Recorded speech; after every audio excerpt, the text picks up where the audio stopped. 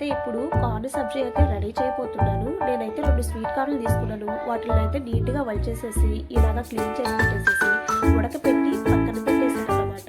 తర్వాత 2 ఎగ్స్ కూడా బాయిల్ చేసి పక్కన ఇప్పుడు గ్యాస్ ఆన్ చేసుకొని అలాగే ఆయిల్ పోసేసుకొని టమాటాలు, ఎర్రగడ్డలు, అలాగే ఉల్లిపాయలు, అలాగే అల్లము మీకు సరిపడినంత వేసుకోవచ్చు.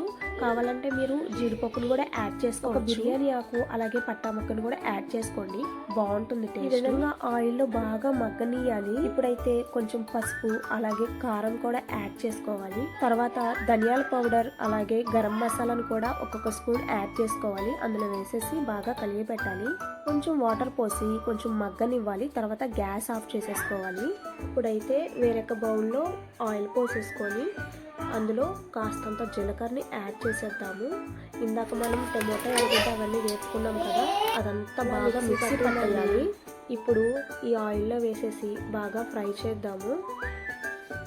ఇప్పుడు మన కారానికి తగ్గట్టు కాస్తంత కారాన్ని యాడ్ చేసుకోండి. గ్రేవీకి తగ్గట్టు కొంచెం వాటర్ను కూడా యాడ్ చేసేసి అంతా ఒక్కసారిగా కలిపి బాయిల్ చేసి పక్కన పెట్టుకున్న స్వీట్ కార్న్ కూడా అందులో వేసేద్దాము. తర్వాత బాయిల్ చేసి పక్కన పెట్టుకున్న 2 ఎగ్స్ని కూడా ఇలా కట్ చేసేసుకుందాము. మీరు ఎగ్స్ బదులు పన్నీర్ వేసుకుంటే ఇంకా మంచిగా ఉంటుంది టేస్ట్. గ్రేవీలో ఈ ఎగ్స్ని కూడా యాడ్ చేసేసి బాగా కలిపి పెట్టేస్తున్నాను.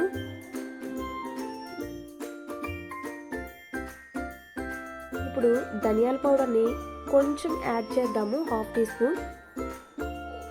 ఇంకా లాస్ట్లో కొత్తిమీరను కూడా యాడ్ చేసేసి అంతా ఒకసారిగా కలిపి పెట్టేద్దామండి. ఇంకా టేస్ట్ అయితే సూపర్గా ఉంటుంది. చపాతీలోకి ఈ విధంగా గ్రేవీ చేసుకుంటే సూపర్గా అయితే టేస్ట్ ఉంది.